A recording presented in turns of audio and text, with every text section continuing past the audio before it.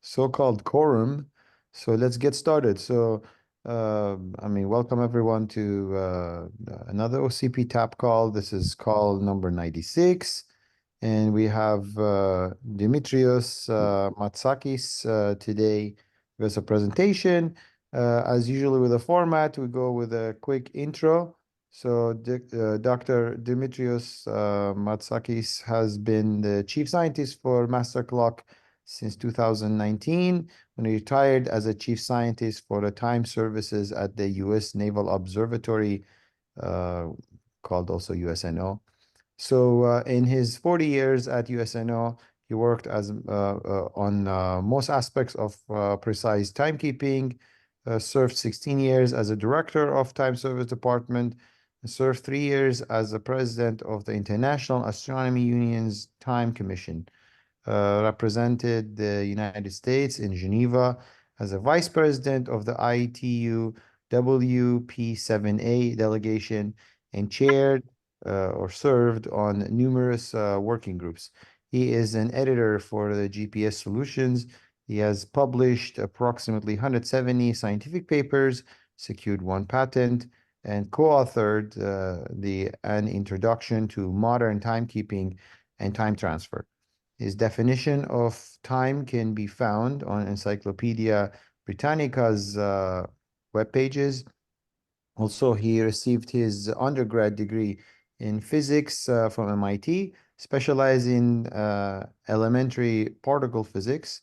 His PhD was from UC Berkeley, and his thesis was under Nobel laureate Charles Townes, involved building masers and using them for molecular radio astronomy and interferometry. Uh, Originally hired at the USNO in 1979, his first 18 years there were devoted to measuring variations in Earth rotation and observation using connected element interferometry and very long baseline interferometry, known as VLBI. In 2021, he worked on improving the USNO's prediction of Earth rotation for GPS operation as a member of the VA tech faculty, and he has won numerous awards, including the Newcomb Award, which is the highest international award for science at USNO, and the Institute of Navigation's PTTI Distinguished Service Award. He has published 5 short stories that are admittedly science fiction, and his blogs can be found in masterclock.com's webpage. So, I have the honor to know Demetrios for a while, and he's a very respected person in the community, and we're honored to have him here to give us this presentation about what is time. So, with no further ado, Demetrios, the floor is yours. Okay, well, that was plenty of ado. I got to apologize to everybody. I'm sorry I put such a long thing in there. I didn't know if I would read Great. it. That's great. You're All right, well keep going. decorated. All right, so what is time? The short answer is I don't really know. Nobody really knows, but some people think they know, and I will talk about that. Yeah. First, I want to separate time from the measurement of time. What the second is, I do know, and that's the next view graph. And so this is the second is tied to a transition of the cesium atom. It has 55 electrons. Most of them lie in inner shells around the nucleus. There's one outer one. The electrons are all spinning. The inner ones cancel each other's spins out. And the nucleus has a spin. If the spin of the nucleus is aligned with the spin of the outermost electron, you have a certain high energy level. They want to be opposite. It can make a transition on down and give off energy in the form of radiation, microwave, 9,192,631,770 of those oscillations are 1 second. That's the definition of a second. Okay, and of course, there's a lot more that can be said about all this, but we're going to go on to what is time. Yes, I have a definition of time that's on the internet. That coordinate, which can be most simply related to the evolution of closed systems. I actually thought a lot about it before I gave it to them, to the Britannica. And you can see it's a very technical definition. If I was to do it now, I would probably do it a little close to Aristotle's definition, which was that time is a way to order events. I'd say it's a value of a coordinate that can be most simply related to a sequential ordering of events. Mhm. But there's other definitions too. For example, St. Thomas Aquinas, and along 1,000 years ago, wrote in his book, if nobody asks, I know what time is. If anyone asks, I know it not. And then he goes on to say in his book that therefore, he's not going to pay attention to anything anybody ever wrote before about time. He's going to figure it out for himself. And after several pages, he comes up with a definition of time, which is very close to Aristotle's. Now, okay, but there's other definitions. For example, a very modern definition, time is nature's way of making sure everything doesn't happen at once. Professor Wheeler, who you'll hear about later in this lecture, says he got it from the bathroom wall. And I believe it. He doesn't say who wrote it on the wall. And I bet you he was the one who did that. If you look on the internet, you'll find other people are given that quote, but I go with Wheeler on this one.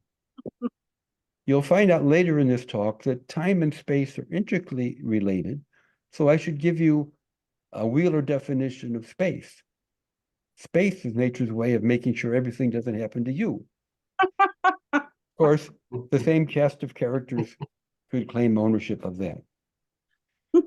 And now let's get on with the show. What's next? Isaac Newton, the first person to maybe the greatest scientist who ever lived, or the most brilliant one. In his Principia, he says this about time. Time flows evenly throughout the universe, which is more or less what we all believe intuitively. And this is a literal quote, the first part.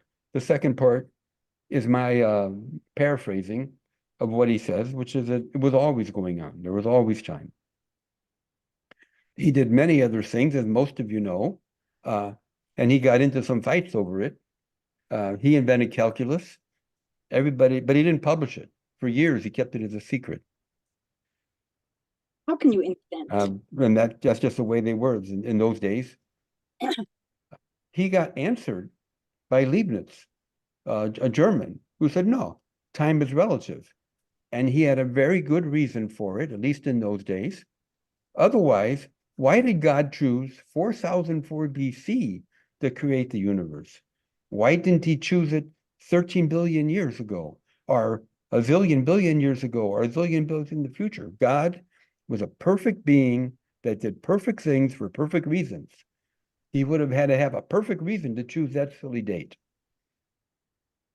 Well, and he also then went on to say that God was outside of time and created time when he created the universe, but it was all relative to God.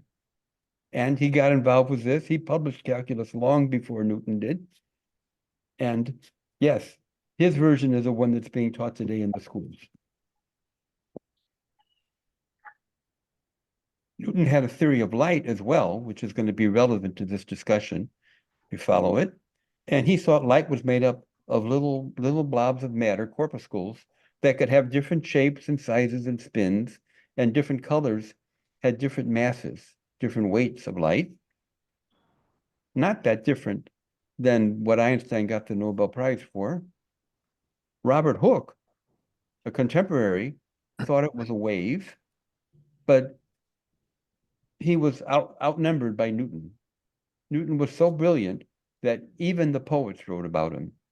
Alexander Pope, for example, said, nature and nature's laws lay hid in the night. God said, let Newton be, and all was light. How funny. But science progressed despite the authorities, and eventually, like 150 years later, they decided that light was a wave. Here's the schematic of the wave moving in this direction. It's a wave of electric fields and magnetic fields. They go from maximum to zero to minimum as the wave moves along.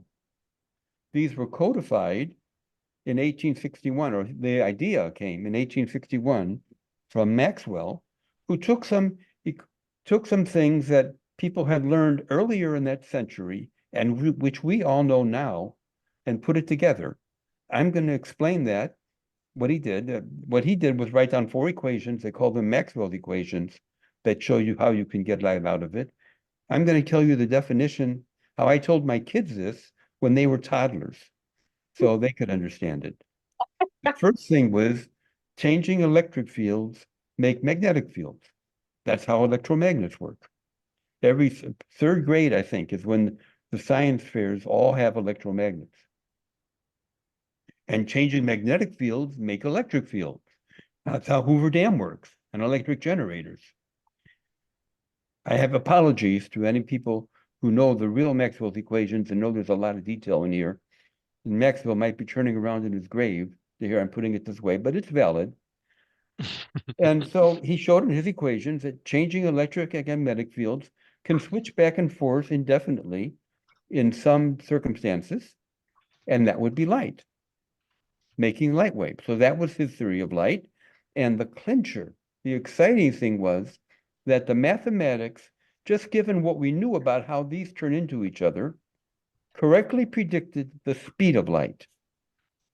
So he nailed it. This was the high point of 19th century physics. There's no doubt about that. But that doesn't mean that that answers didn't lead to new questions. People said, well, okay, it's a wave, but then there has to be an ocean for the wave to be in. And they called that the ether. And so for the next 50, 60 years, until Einstein came along, people were trying to figure out the properties of the ether. One person who did this was Michelson and Morley, the 2 of them. They tried to answer the question, well, how fast was the Earth going with respect to the ether? They set up an experiment to measure that, and they measured it for a whole year because they knew that the Earth is going around the sun, so it's going 18 kilometers per second one way, and 6 months later it's going the other way. And what did they find? 0. And this might be the only time that the Nobel Prize got given for discovering nothing at all. Well, there was another time maybe the Nobel Prize got given for lobotomies, but I would call that discovering something negative. So I'll stand by this statement here. Then the new people tried to explain this. How could the Earth not be moving? We knew that the Earth goes around the sun and then it changes. So some people said, well, maybe the Earth doesn't go out around the sun. Maybe the sun goes around the Earth after all. But at that point, there was other evidence showing that couldn't be true. And some people thought maybe the Earth dragged the ether with it. And there were reasons to rule that out. The final explanation came when Einstein came along, and he tried to imagine what would a light wave look like if you were traveling alongside of it at the speed of light. So here's a light wave moving along. You're moving along with it. You're right here, say, and you see the fields at a maximum.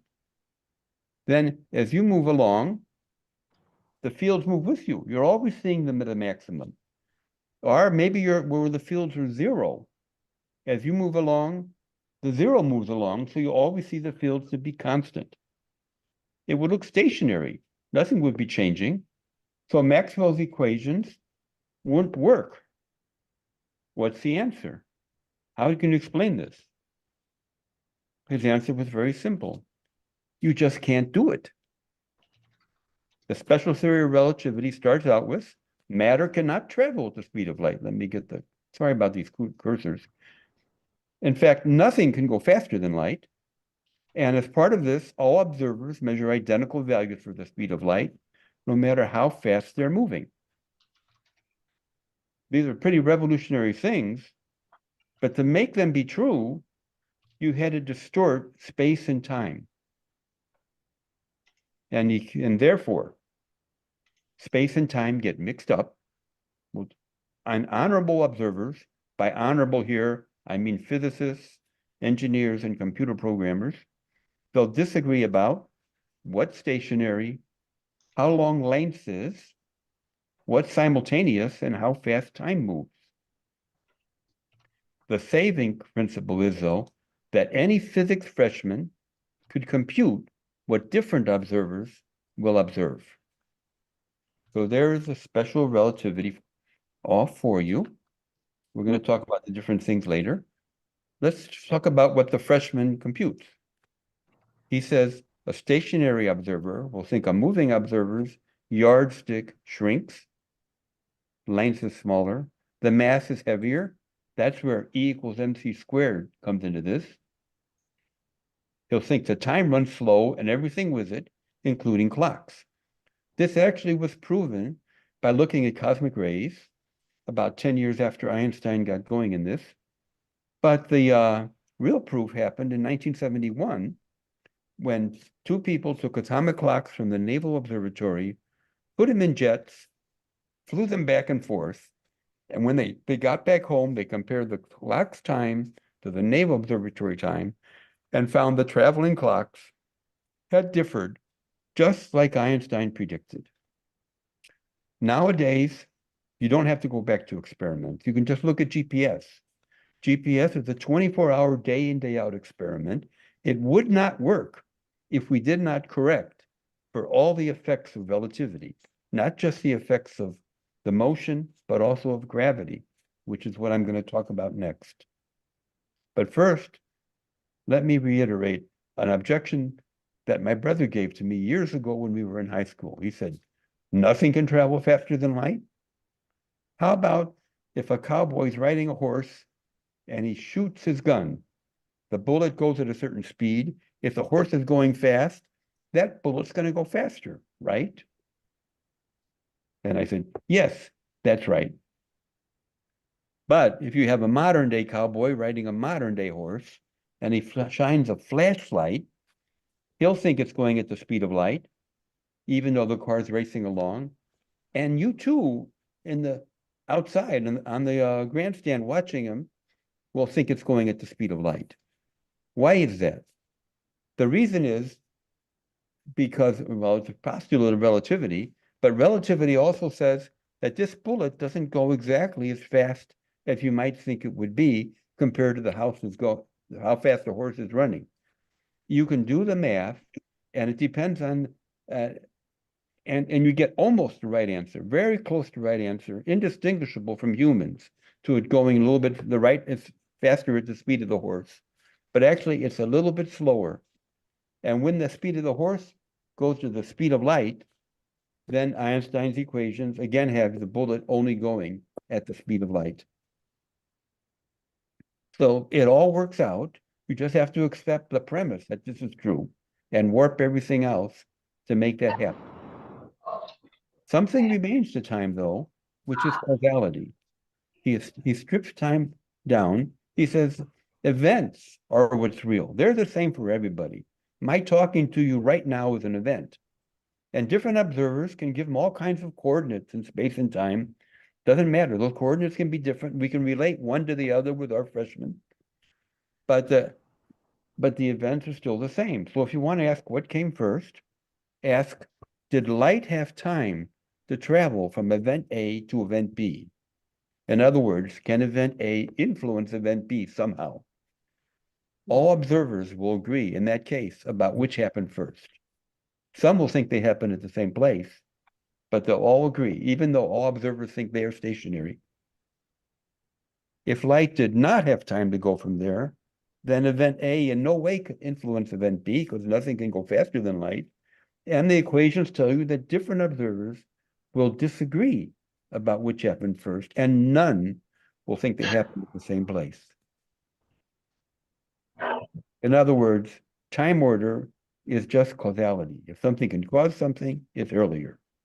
And that's the end of the story for Einstein. Let me give you an example, a question, a quiz, a pop quiz.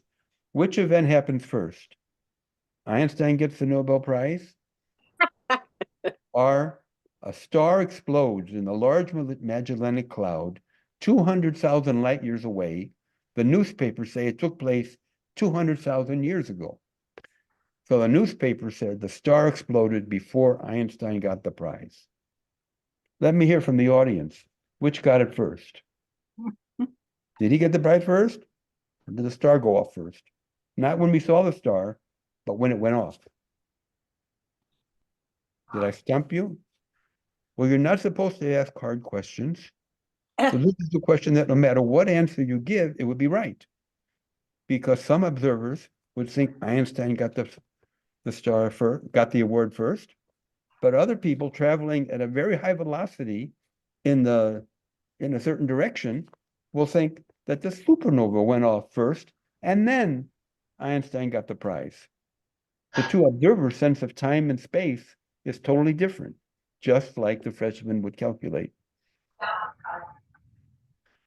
But all observers would say that when we saw the supernova, that was after he got the Nobel Prize.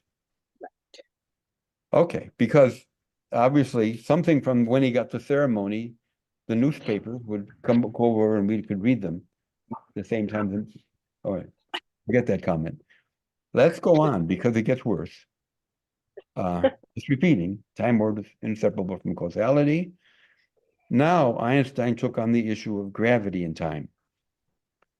And he thought about a question that maybe we only thought about when we were kids.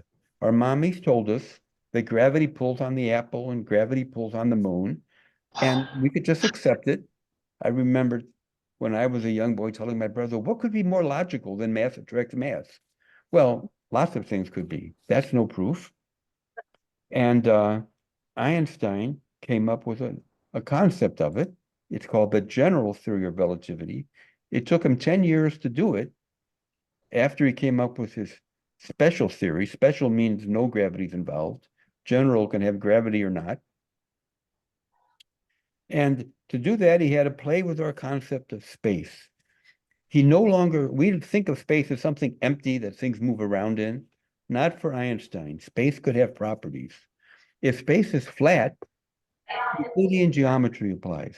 That's how we think of it, right? That's how they teach it in school. Sum the angles of a triangle, you get 180 degrees, and that's all there's to it. And then you can prove many, many theorems. And a straight line has a definition, the shortest distance between 2 points. Light moves in straight lines. Euclid came up with that. It's a way to define a straight line too. And matter moves in straight lines too, unless it's accelerated by a force, which was Newton's contribution, his law F equals ma. Gravity is force with a force to Newton, just like electricity, but not to Einstein. To Einstein, gravity was curved space. In curved space, Euclidean geometry does not apply. Some of these triangles, angles, do not add up to 180 degrees. That's obvious. And the law of motion was not that things move in straight lines, but the straightest way possible, given that they're in a curved space. In space and time. He called that the principle of least action. Another way people call it is the law of cosmic laziness. And here's another example. Imagine a two-dimensional world now. There's nothing outside of this sphere, and there's an ant walking on it, a two-dimensional ant. The ant keeps walking in what she thinks is a straight line, but she ends up coming back to where she started from. We know how to explain it. How does she explain it? Gravity. There's a gravitational force. She thinks gravity makes her going in a circle, going in some kind of orbit around it. But we know that there's no forces involved. The space is curved. So Einstein replaced gravitational force by curved space and motions in curved space. This leads to things you all know about, so I'm not going to talk about it much, like black holes where space gets warped to a singularity. He also showed that time goes slower in a gravitational field. So, like in the movie Interstellar, if you go near a gravitational black hole but don't get sucked up and come back out, you will find that the whole world has aged a lot more than you have because time was slower when you were in there. There are billions of black holes that we know about in our galaxy, and sorry, in the universe. Wormholes are a parallel thing, but we don't know that any exist. In these, instead of going to a singularity, they go to an exit, to someplace else in space-time. There could be another universe as shown in this view graph. It could be our own universe. It's just some connection. We don't know how to make them, and we don't know how long they last. And some people say as soon as you go in them, you break them. But there's the wormholes. We'll talk about them in a minute. I'm going to go off now and give you a whole other definition of time, concept of time, of which Boltzmann gave the mathematical foundation to it. You might have heard of the Boltzmann constant, associating time with an increase in randomness, which he calls entropy. Entropy is really not exactly randomness, but it's a very close approximation. Let's take this example of a gas in a box. The gas is confined to the box. If I told you, I ask you, which happened first? This one and this one grew into that one? Or did it start like this and go into that? You'll all know that the gas might have started this way, but it ended up that way. This way has higher randomness because you can move particles around in here more and not change the overall properties than you can here. If you move a particle from here out to there, you've changed what you're looking at. That can't be done. You can only move them around within this confined area. So randomness is less here than is there. The progression of time is an increase of randomness. And this can get generalized in many, many ways. I don't have time to talk about it. I will talk about one paradox, which was Maxwell's demon. This is the same Maxwell who we talked about earlier, the Maxwell equations. He said, what if you had a box with a little partition in there and you had a little demon there? And no matter how you started out with the configuration of the gas atoms, the demon could force all the gas atoms to be at one side by just whacking them if they were coming out and letting them pass through if they were coming in. Or the demon could do the other way. You could only let the fast ones go through and whack the cold ones so you get hot at one end and cold at the other. Well, what about that? You get that out of there. What about that? Doesn't that violate the rule that entropy must always increase? Just give me a little demon, time will still increase. So the entropy can't do it. And that actually had much debate about it. And it wasn't until, I think, the 50s when a computer programmer figured out the reason Maxwell's demon does not work. The demon would need to have some sort of memory. He'd have to remember enough to be able to whack the atom. If you give a demon that much memory, then he either keeps storing that memory, in which case it takes an infinite amount of it, or he has to dump the memory. The process of erasing the memory creates heat. That heat would have to go outside the box, presumably, otherwise it would heat up the box. So in order to keep entropy at the low value here, you're pushing heat and dumping it outside the box, and you're heating up the rest of the world. Just like an air conditioner. An air conditioner can make cold only at the expense of making the outside a lot hotter. So the law of entropy has not been overthrown despite many, many efforts, including Maxwell's. Let me give you another way of looking at this and ask, does time have a unique direction? I show you 3 pictures of the same person in different stages of her life. You would say, oh, I know the order of time there. You see it. And yes, it corresponds with entropy because there's a lot more wrinkles on her face. It's a facetious definition of entropy. And probably, they probably put something on to smooth her face a bit for the picture. So you're saying this cannot possibly be that way order of time. But I'll say no. Because the other argument why you say it might be no is because this woman can remember being a kid, but cannot remember being old. But if you reverse the order of time, then when this woman, the old lady, becomes a young woman, as she becomes a young woman, she loses her memories. So at this point, she no longer has the memory of being an old woman. She still remembers being a kid. So the sense of time, the arrow of time, and the sense of randomness do line up. If you think what I was saying before was trivial or something, we're not going to go. It's actually something everybody agrees on. It's not arguable, at least in the scientific areas. But the stuff I'm going now is more speculative. I call it metaphysical time. There are people who have strong opinions one way or another, and they argue about them. I'm going to refer to science fiction a lot, and that's not a put down. I mean, don't use that to put down the ideas. Remember that geostationary satellites and submarines and even traveling to the moon was all first put into science fiction before the scientists got a hold of it and made it happen. Let's talk first of antiparticles as a possible way of traveling in time.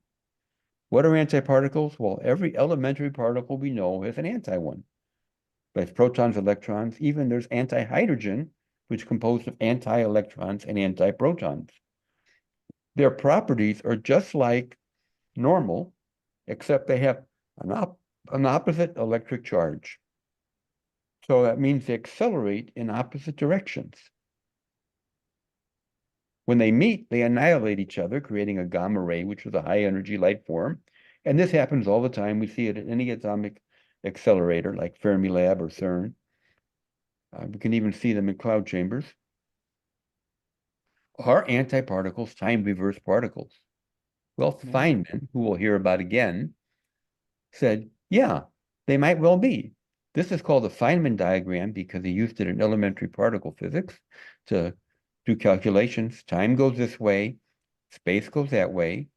A typical annihilation event, an electron meets an anti-electron right here, make a gamma ray, it goes forward in time, and then it decays, gives off an electron and an anti-electron. That's perfectly believable. But Feynman looked at it this way. An electron comes along, gives off a gamma ray, and then starts going backwards in time. Because going backwards in time means it moves oppositely when it's subjected to an electric force,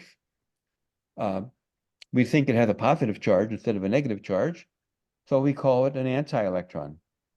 And then over here, the gamma ray hits an anti-electron, gives it a jolt, just like in the science fiction movie Backwards to the Future, and he starts returning then into a normal electron.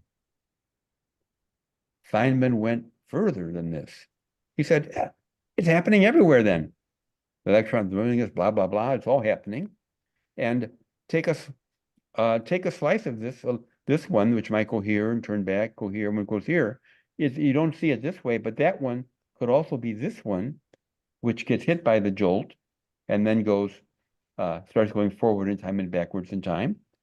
And that answers a very important question that people don't know the answer to, which is, why do electrons all have the same mass and proton, all elementary particles? Why do they have the same mass and the same electric charge, plus or minus? The answer is because they're all the same one. That may well be a perfectly satisfactory explanation for the physics. It might be valid, but it's not very exciting. And that's because we have a different sense of time travel that we like. Sexy time travel is time travel for you, but nobody else. Then you can go back and you can kill Hitler, or you can go back and create the perfect crime and then come forward to the future and get away with it. Or the other way, you can go to the future and commit the crime and then come back. That's the kind we want. So let's ask, does relativity enable that kind of time travel? And the answer is maybe, probably not. And the first one to look at it is these things called tachyons. They're elementary particles. They've never been observed yet, although people have made studies for them. If you turn on Star Trek, they're a standard feature. They're using tachyon beams all the time, so they exist in cyberspace. They're very unusual particles because they can only travel faster than light. They're allowed by the equations of special relativity. You just have to warp things a bit. You give their mass at the square root of -1, imaginary mass. And then Einstein's equations will give you these. They have the property that as they lose energy, they go faster and faster. So they can never reach the speed of light. If they gain energy, they have to gain an infinite amount of energy to reach the speed of light. Can they be used to communicate with the past or the future? There's a debate about this too. An interesting point, which is you're emitting a tachyon, so you're sending a message, looks like absorbing an anti-tachyon. That's going to come up again later. I'm going to have to leave this debate, though, to go on to other ways relativity might enable it. And this is that time travel can happen if there are what they call closed time-like curves. This possibility was done by Gödel, who was a good friend of Einstein at Princeton. You might know him for Gödel's theorem. He showed that any mathematical system will have things in it that are true but can never, ever be proven, and will have things that are false and can never, ever be disproved. He didn't know what they were, but he proved that those propositions existed. He also showed that with a particular configuration of space-time, which had an infinite whole of exotic matter, you could start out in one place, keep going forward, just like in this Escher diagram, and end up back where you started from.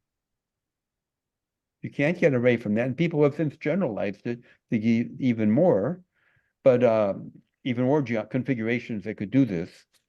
But all of them require a kind of matter that we don't know now exists. This exotic matter, it has negative pressure.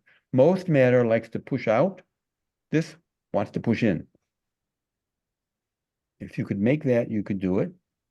There's another way, which came out from Carl Sagan, wiggling wormholes. Carl Sagan wanted to write a novel, Contact, and he asked Kip Thorne. Here's Kip Thorne announcing the discovery of gravitational radiation, for which he later got the Nobel Prize. And Kip Thorne said, yes, there's a way. So Carl Sagan put it in his book Contact, and they made a movie out of it. But I tell you right now, the book is better. It's not very long. You should read that and not see the movie. Up to you. Maybe you've done both like I have. Here's how you do it. You create a wiggling wormhole. You wait a little bit. Cross to the other end, get off. Let that wormhole wiggle. Get back on and go back. And you can return home before you left. You cannot return home before you created the wiggling wormhole, but you can return home before you crossed over. Well, all you got to do is make the wormhole and make one that will survive your going through it. Those haven't been done yet, but if you can make those, relativity lets you travel in time, which is then going to lead, if you could do that, that's going to lead to new problems. The most famous one is, click, the grandfather paradox. Okay, you can travel in time with your wiggling wormhole or whatever way. What happens if you go back and kill your grandfather 10 years before your father was born? Then there'd be no father and no you. That doesn't make sense. How can that possibly be? Well, Stephen Hawking, who some view as a successor to Einstein, thought about this, and he came up with a solution much like Einstein did for electromagnetic waves. He said, well, the reason is you just can't do it. He called it the chronology protection conjecture. So his conjecture, not a proof, is you cannot go back and alter the future. But that still lets you go back and fulfill the future. So here's a possible example. Here you are coming along, and all of a sudden, a time traveler, yourself, from the future comes back and gives you a great idea. You patent that idea, you go along, you hop into a time travel machine. Maybe it's an anti-you that goes back and tells yourself the idea. Okay. And then at this point, you're also going forward and you make a lot of money off your invention. This does not violate chronology projection, projection, because you can see yourself going back. If you had the right way, you can see yourself traveling backwards in time. If you go past through every moment of time to get back to where you were, it's perfectly self-contained. It looks great. You could do that. If you could make a time machine. But you could do a lot more. What happens if somebody else comes to you and says, hey, Demetrios, I got this great idea. And I say, oh, that is a great idea. I patented it a year ago. And then here I hop into the time machine, take that great idea and tell it to myself. And then I go forward still to get fame and fortune. Or do I? Maybe I'll get sued. I think I'm going to have to use some of my money to hire a lawyer. Well, let's leave the lawyers behind and go on and bring up quantum mechanics. I'm only going to take out of quantum mechanics what I need to talk about time. And these are two of the greats of quantum mechanics. Heisenberg set up the Heisenberg uncertainty principle, which said you cannot know both the position and the velocity to any accuracy you want, to infinite precision. Instead, there's an uncertainty. The product of your uncertainty in position and your uncertainty in velocity, which is equivalent to momentum here if you know the math, always must be greater than a number called Planck's constant, which is a very small number indeed. Bohr took that and he called it complementarity. And he said position is complementary to velocity. And then he generalized it big time, following the equations. He said, yeah, that works for the energy and for the lifetime. It really works for just about everything. And for example, in human life, if the guy comes up and says, I am here for you, the woman is exactly right. The question is velocity. Will he still be here for me tomorrow? And even on other things too, like a questioner once asked him, what's complementary to truth? And he said, clarity. And that's probably a very good answer. Let's go on with the show though. How does this lead into time? First thing it does is it leads you to unpredictability. Since you don't know what everything is, you can't predict things 100% future. You can't predict anything to 100%. You can only compute the probability. And it's always less than 100% and more than zero. It can be very, very, very good. Though, of course, it's very likely to happen. Einstein was very much against this. He famously said, God does not play dice with the universe. Yet it was shown by someone called Bell, it's called the Bell theorem, that you can do an experiment and show that physical properties do not exist. They just don't exist until they're measured. Einstein was wrong when he said that it's ignorance. There's nothing there, no reality until you measure it. There's not an unknown reality. There's no reality. 3 people got the Nobel Prize for the experiments that proved this a few years ago. This comes out to the multiverse now and the Schrodinger cat paradox. Here is time. Let's say you had a cat and you put it in the box and you had a radioactive element in here and a system set up so as soon as that radioactive element decayed, it would release poisonous gas and kill the cat, which you see here. You open the box just at the half-life of that decay. Then there's a 50-50 chance the cat will have died and a 50-50 chance you'll have saved the cat. The cat will be alive. The question is this, did your opening the box kill the cat if it dies, or would it die somewhere in here in the transition between when you set it up and when you opened it? The multiverse theory says that's a false question. Actually, both happen. In one universe, it splits into 2 universes. In one universe, you will see, you will have saved the cat, in the second universe, you open it, find the cat dead, and be cursing out Schrodinger.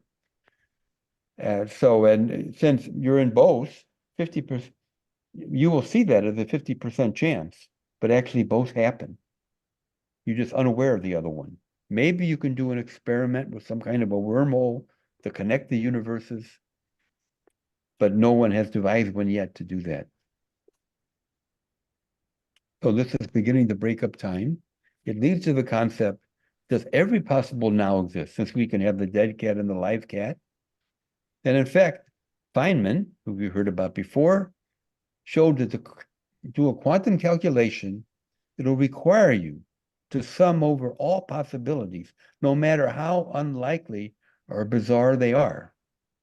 For example, I'm giving this talk to you, and my girlfriend is going to ask how it went, and being a guy, I'm going to say, fine.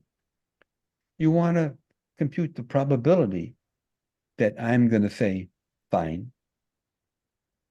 Well, you have to sum over every possible outcome that would lead to that event. For example, yes, I did lecture you wisely and you caught it all and you loved it. Or you hated it. You wanted to burn me to stake and you walked away. You have to sum all these in a weighted manner involving imaginary numbers too, square root of -1, to get the probabilities. Another way to look at that is that time and space just impose order on an infinite set of possible nows. So there's all the possible things that could happen. They all exist all the time. An event is just defined when the atomic particles are near each other, and you order them so the difference between consecutive events is minimized in a relativistic manner, and that order is what we call space-time. That's another possibility. So everything happens. If you commit the crime, you think you got lucky and got away with it? No. In some there's a world which you're caught and a world which you did get away with it, and they're all there. They're all real. The artists actually were ahead of us. This article here, this picture, sorry, Nude Descending a Staircase, came out in 1912, before quantum mechanics.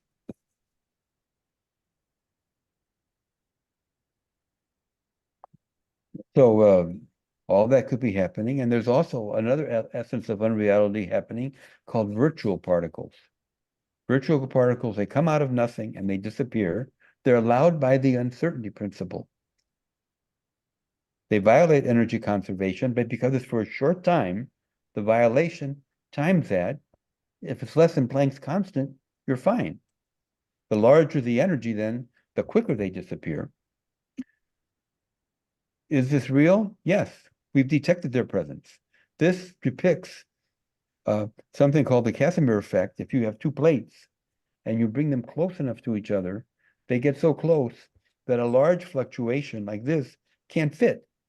So they won't have those large fluctuations. You only have the small ones. There are more fluctuations outside than inside, and they'll be pressing against the metals and pushing them towards each other. That's a very hard experiment to do, to prove it, but it's been done. It's also been seen in something called the Lamb shift, which is the energy of the electron as it goes around the proton.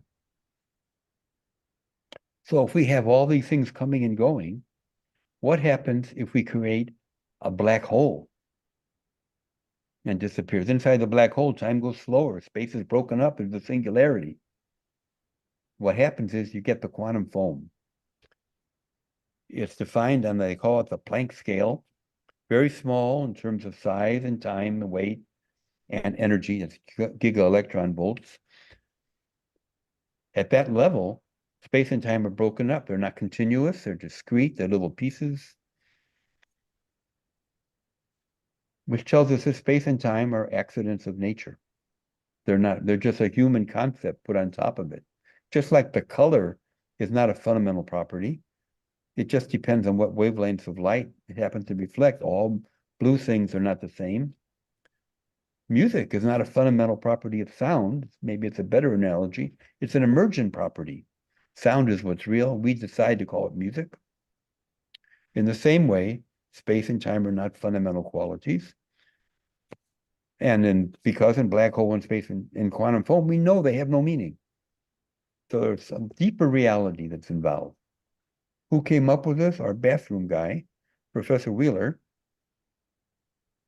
I once heard him give a talk. He was an old man. I was middle-aged.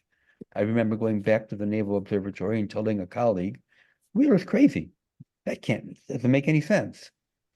But he was right, like he always was.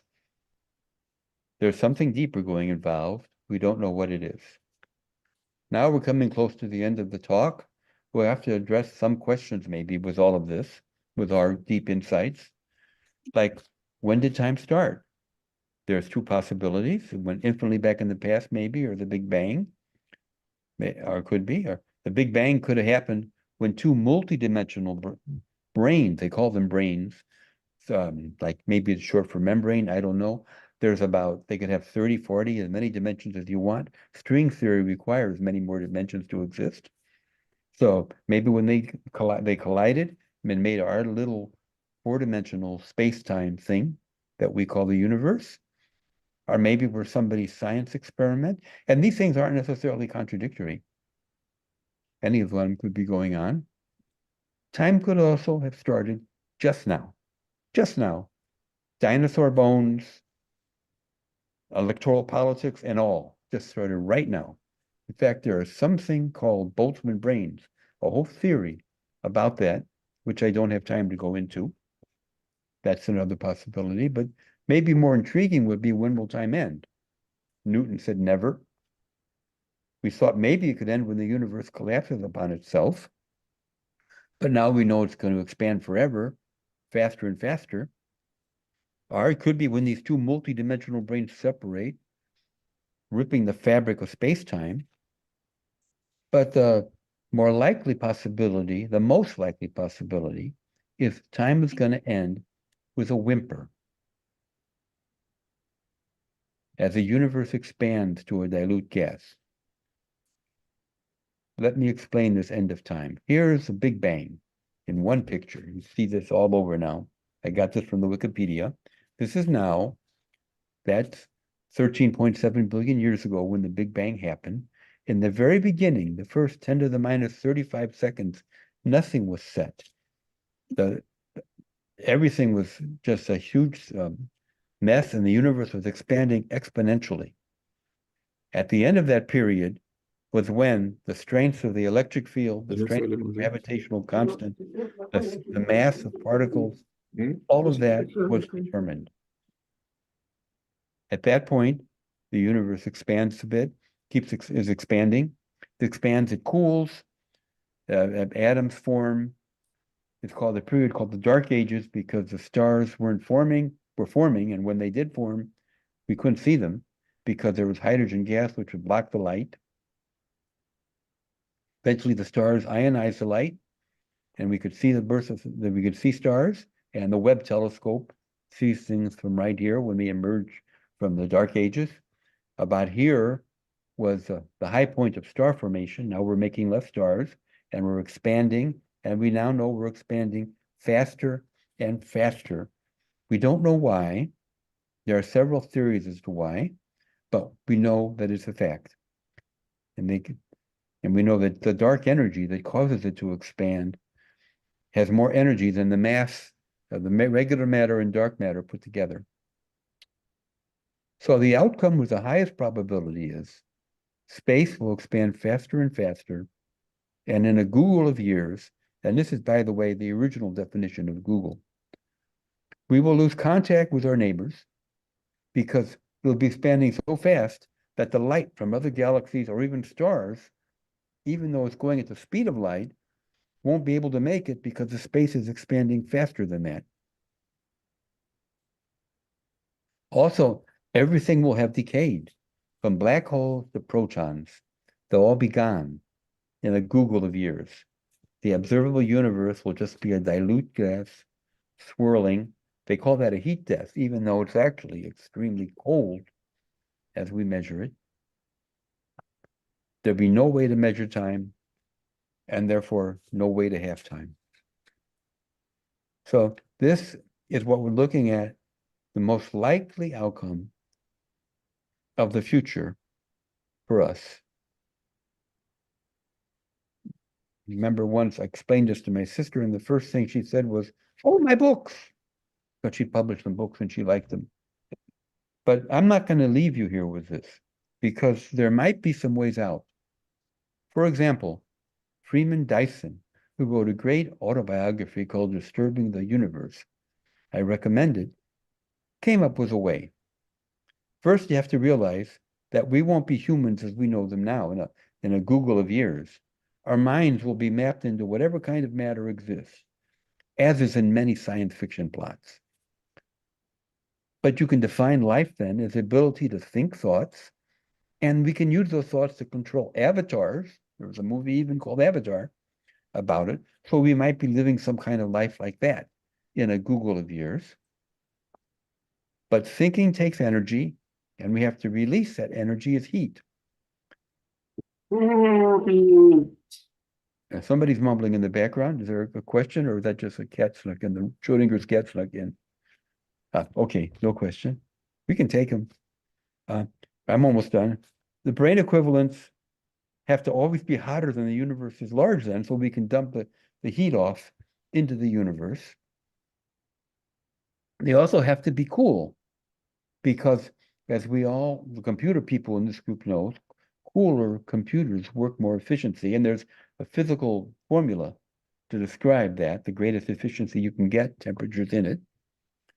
So as the universe cools, that's okay.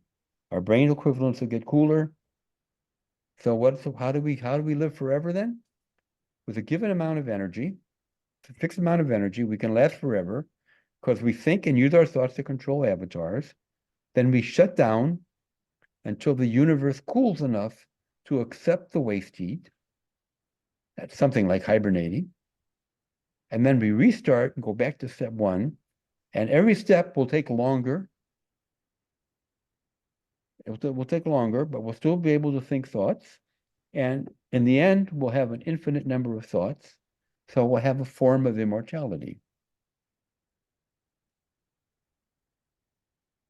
There is a problem with this, in full disclosure.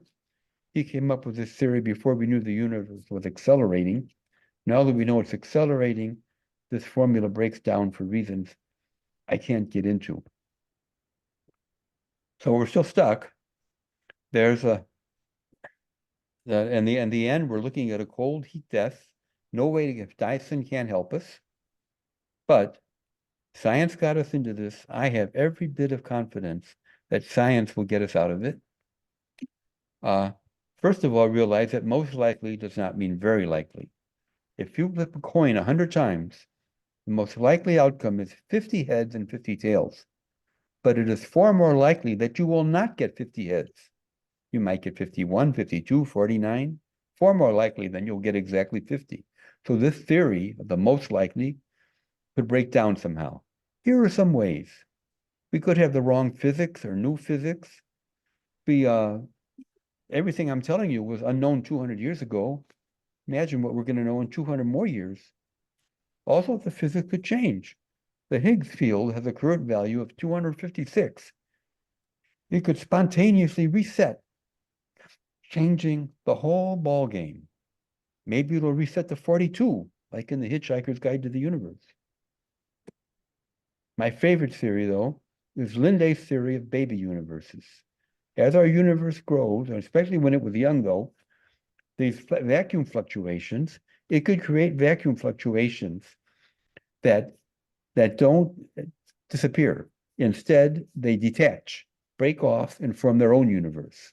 So yes, our universe might go off and die a heat death, but we have spawned many, many baby universes. Some of those baby universes, when they go through their period of inflation, they will not be hospitable to life, even as we don't know it. But some of them will. And so there will always be more universes and always be more life, and things will still continue. Also, there can be super engineerings. Maybe we can find a way to reverse the expansion by somehow.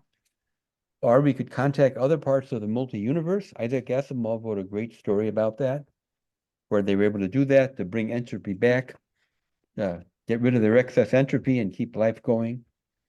It doesn't end up well, of course, but that's another story. In fact, that's the end of the story. My time's up. It's time for young people like Ahmad now to get excited by this and find a way to save the universe. If there's any questions, go for it.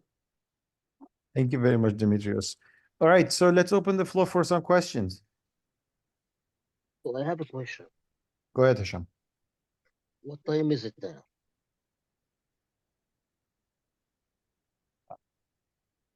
I can barely hear you. Basically, Hisham said, what time is it now? So it's a timestamp. I did tell you I could answer that. Let's go for it then. But that's my day job. So sorry, my ex-day job. Let's turn off your screen share. So Okay, let's see if I can figure that out.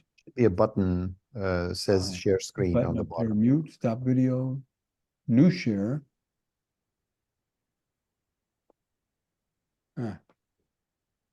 Well, I can still talk while I click. Maybe you can help me. Just go Share, there with it the is. mouse down on the Stopped it. bottom Got side. it. Yeah, got it. Awesome. Yeah. Okay. So yeah, let's answer Hisham's question. Basically, what's the time now? Like, Well, you realize that that does not have a very good answer. yeah. You can call it in UTC. So it'd be one thing if you want to know if you're daylight time or standard time. So it's a very complicated question. And also, you're probably at a different altitude from mine. And since time slows down in the gravitational field, if you're up on a mountain somewhere, your time will be different. So I'm not a freshman anymore. It'll be harder for me to calculate the difference. Good. So Question. you said sorry. time is ordering. Sorry. Go Hold on, ahead. just 1 second. Let's see what Hisham has follow up. Yeah. Hisham, go ahead. Go ahead. Okay. So you said time in distributed systems, there is ordering and it is needed for consensus and other algorithms. So if we don't know what time is it now and there is no agreement on time, how in distributed systems we can define ordering of events? You have to go, the relativistic approach to that would be that you can order the events if light has had enough time to travel from one to the other. It breaks down if there hasn't been time, and in your distributed system, then there will always be no exact way to order them. So if you're going to define time as a way to order events, then you can say, well, that's what it is, and I cannot tell you the time difference between these two events because I cannot order them. Of course, I could always be very nationalistic about it and say, I'm here in Washington, D.C. America is the greatest country in the world, which maybe you don't all believe, but I do. And therefore, our time is the time, and how I would order them using my coordinate system is the way it must be. I could do that, but that's just me talking off, probably saying things I'll regret. So there. All right. Right. Roberto? Yes, during the quantum foam explanation, you said, or you talk about two properties like not continuous and discrete. That's right. Just wanted to know if you could elaborate a little bit better, or well, not better, but because I didn't understood, or I want to understand it better. So, yeah. Sure. So non-continuous, of course, means discrete time. If you just want to, you would like to imagine that between any two times, you could find the time in between them, but you can't if there's a black hole there, because time breaks up. Time breaks off. It goes through a singularity. And what's the time inside of a black hole? You can't really measure that. And even if you had the time there, that through a particle, that particle is going to disappear. The gravitational field is going to suddenly change. And so the time at one spot of the quantum foam area will be different from the other, and the space. Just a bag of worms. Thank you. Right. Next. Michael, I think you are muted. Michael.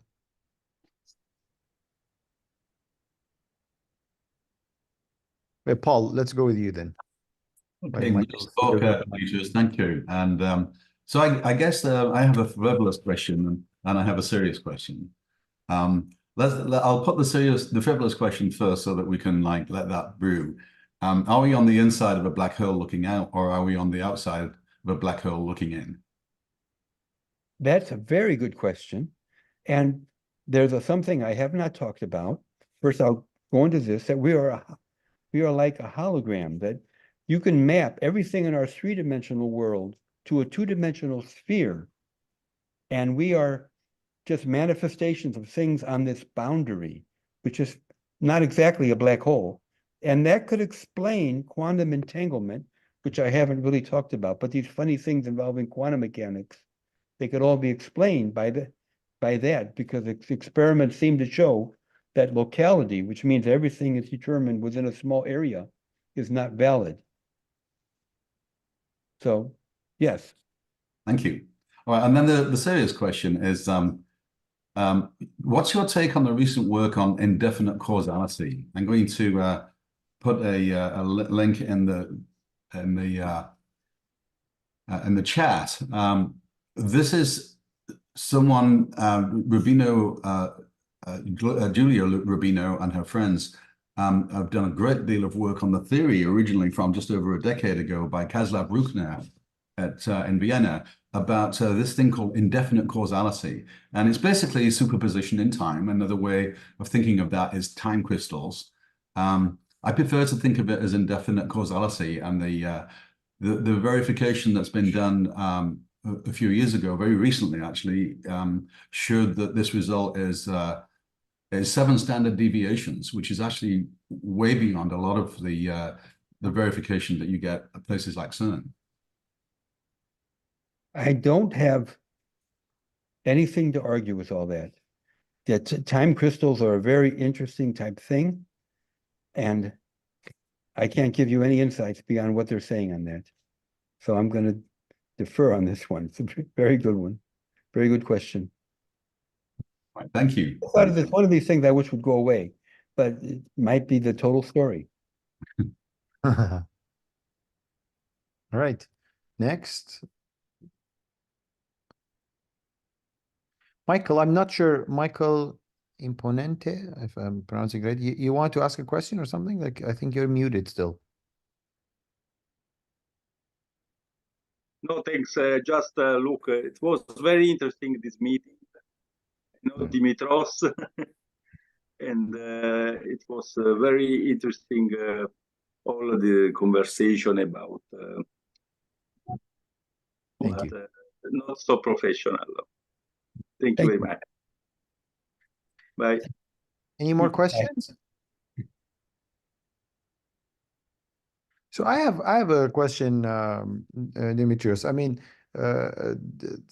when you look at like again your presentation, it looks like they're basically. I mean, I have Professor Kinsner here who taught me about like this two school of thoughts where you have those who believe in time is quantized and those who think time is continuous. It looks like most of these things, they rely on the time is continuous rather than quantized. Is that correct? Or, I mean, both are theories. I mean, like, but just they will have different consequences from what I was like, what I wanted to add more. But first, No, a lot of them could have time be quantized. The idea that there's many fragments and space and time link them together, those could be quantized fragments, like the nude descending a staircase. You put them together. So now let's say, what if everything is continuous except time that is quantized, and that reflects in everything being quantized. Because everything we have, you look down in the fundamentals, there's always an assumption of time. Yeah, it's hard to quantize time without quantizing space. So it'd be space-time that would be quantized. Mhm. And But what if you look at space as basically a second integral for, let's say, acceleration, which acceleration comes from energy, and then like from force and then energy, and then like you go back to time again. Like, I mean, could that be a possibility, or do we have like, I mean, things that are already taking this away? I'm not aware of that. Going from an integral is no different than doing a sum, right? So Yes, exactly. we go back and forth between discrete Fourier transforms and regular Fourier transforms, and we get the difference sometimes. Yeah, I don't see the issue there that in order to quantize these things, you're going to need a very good experiment to verify it. Mhm. Very high precision. Almost impossible, because then we have to go to, like, I don't know, to the region of chronons, which how do you want to measure them then? And something like that. Is that the case? Yeah, something like that, yeah. The people have said, published papers saying that redshifts are quantized Yes. on a scale much, but that's, I Interesting. don't think anything's come to that. That's not believed now. That was an experimental fluke. That's a strong statement. I just haven't seen any publications for 20 years or so Oh. on it. But at one point I read them and saw it, and now we have much better redshifts in the universe, and no one's saying that. Yeah, that can actually be something. If very interesting. That's very interesting. Anyways, Very quick good. question. May I Yes, ask? good. Um, Okay. Thank you very much for a very illuminating and very insightful thoughts that you care to share with us. I really appreciate it. There's one question relates to what just Ahmed mentioned, the discretization. Would there be any usefulness for moving away from integer dimensions at a macroscopic level to fractional dimensions at the small Planck's levels? Is there any usefulness in terms of unifying certain ideas, including time? So there are new papers that are popping out that maybe at that level, 1.51 dimensions are needed to explain everything, not even 2. String theory requires 10 or 11 to explain many things, but not all. But still, those are integer dimensions. Any comments on it? Thank you again. Actually, I have seen speculations about string theory that needs far more than 10 to 11 dimensions, hundreds and hundreds and thousands of dimensions. Yeah, I have seen some references to fractional dimensions as well. There are people working in, but I have nothing to add to that. Thank you. So Maurizio, you have a question? Right. Yeah, Okay. yeah, hi everyone. I'm just wondering if is it possible, the concept of multiple dimensions of time, just like multiple dimensions, yeah, of physical one. That's a good question. I've thought about it, what it could possibly mean and how you could have them. Yeah, Even Hoyd was writing a short story, a sci-fi, where the two things of time decouple and then you bring them back again. But doing it that way is no different than going into a gravitational field and coming back. You've just got one dimension of time. So the short answer is, it takes more intellect than I have to come up with an intelligent idea of how you could have more than one time dimension. I'd love to know about it if anyone has published on it, though. Interesting. thanks. All right. Any more questions before we close up? All right. Hearing none, we'll adjourn, and I will post Demetrios' presentation on the wiki, so with the recording, and we'll see everyone in 2 weeks by a presentation from Patricia about UTC versus UT1, the future for it. And again, thank you very much, Demetrios. So, Bye. all right, bye, Thank everyone. you. Thank you Bye. all. Bye-bye.